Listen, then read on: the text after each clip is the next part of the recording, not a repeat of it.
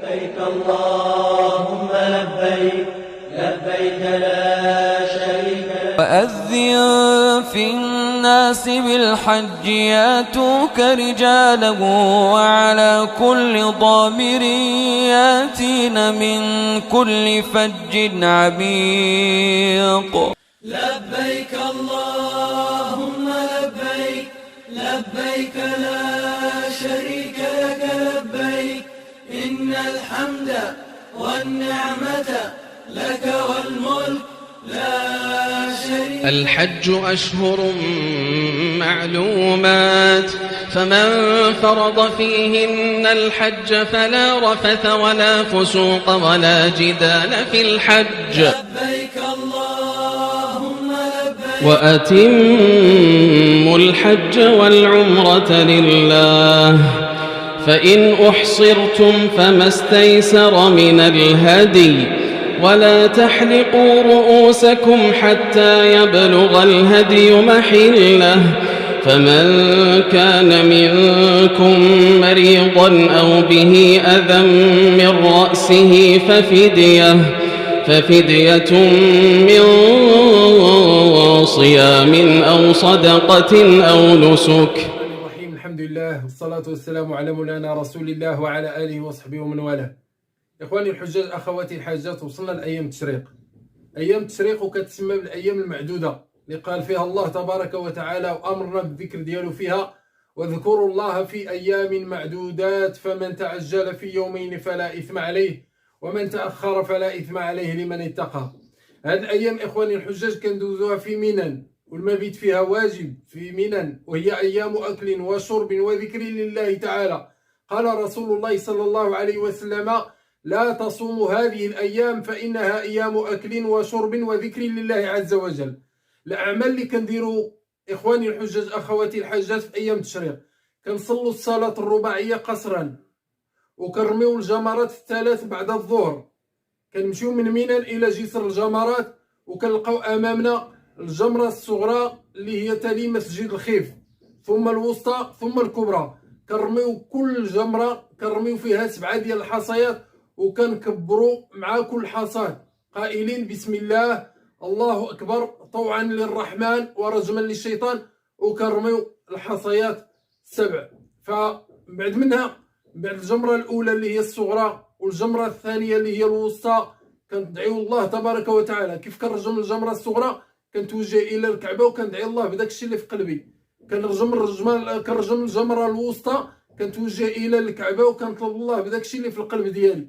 بينما الجمرة الثالثة اللي هي الجمرة الكبرى أو جمرة العقبة الكبرى ما كاينش فيها الدعاء.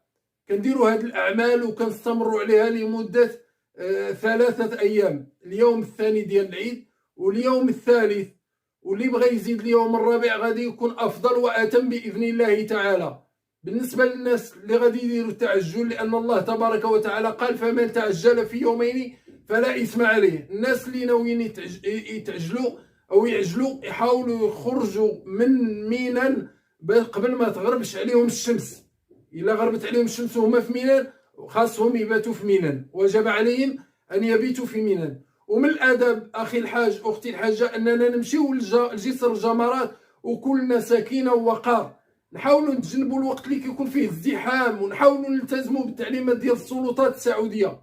فراه غادي تشوفوا بعض الأخطاء كيرتكبوهم الحجاج عند رمي الجمرات. كاين اللي كيرجم بالعصا، كاين اللي كيرجم بالمظله، كاين اللي كيرجم بالنعل ديالو، كل واحد باش كيرجم، كاين اللي كيرجم بالصاك.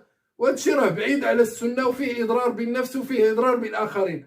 من بين الاخطاء اللي كيرتكبوها الحجاج وهم في جسر الجمرات انهم كيهزوا معاهم الامتعه ديالهم، غادي باش يرجم وهز معاه الامتعه في وقت الرمي، وهذا الشيء كيسبب واحد الازدحام شديد وربما يؤدي الى سقوط الاخرين واذايتهم. منها ايضا من هذه الاخطاء كذلك الدخول في الازدحام.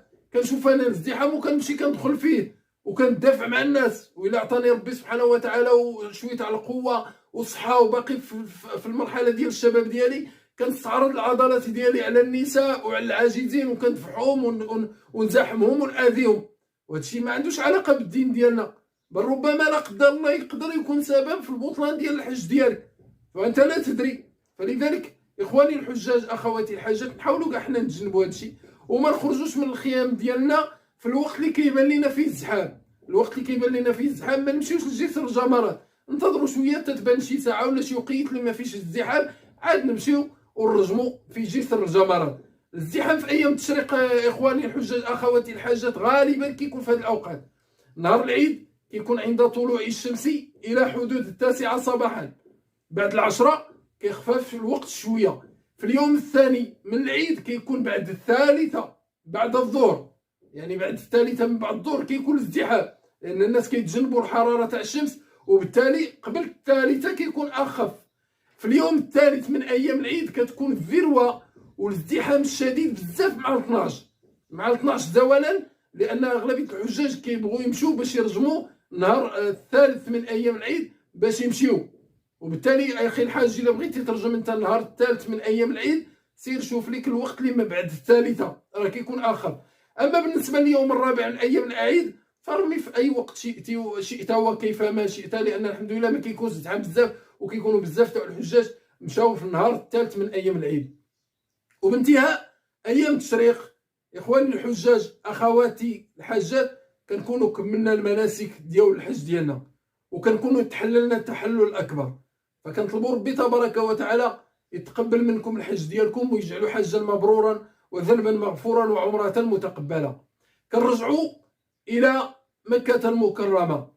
ملي كنرجعوا لمكة المكرمه نحاولوا اخواني الحجاج اخواتي الحاجات نحافظوا على الصلاه في الوقت ديالها بالمسجد الحرام، لان المسجد الحرام صلاه واحده فيه كتعدل 100,000 صلاه. نحاول اخي الحاج اختي الحاجه الا بان لي شي وقت وكانت عندي القدره الحمد لله والاستطاعه انني ندير طواف التطوع، فندير طواف ديال التطوع. نحاول منين يخبروني البعثه بلي راه قربنا نمشي نبادر لمكه وندير الطواف ديال الوداع، طواف الوداع اخواني الحجاج اخواتي الحاجات ما كيكونش فيه السعي. طواف الوداع هو السنه، فيه 7 ديال الاشواط، ما فيه لا هروله ولا اضطباع. ملي كنساليه كنصلي كيف العاده 2 ديال الركعات خلف مقام ابراهيم، ثم كنشرب من الماء ديال زمزم، وكندعي امام الملتزم من القلب ديالي باش ما يكونش هذا اخر عهد بيني مع بيت الله الحرام. بقات لنا اخواني الحجاج اخواتي الحاجات اخر حلقه من هذا البرنامج اللي هو مناسك الحج والعمره خطوه خطوه. بقات لنا الحلقه الاخيره غادي نخصصها لكم باذن الله تعالى للحديث عن المسجد النبوي، الزياره للمسجد النبوي المدينه المنوره وبعض المزارات اللي كيزورهم الحجاج. الى ذلكم الحين استودعكم الله، والسلام عليكم ورحمه الله تعالى وبركاته.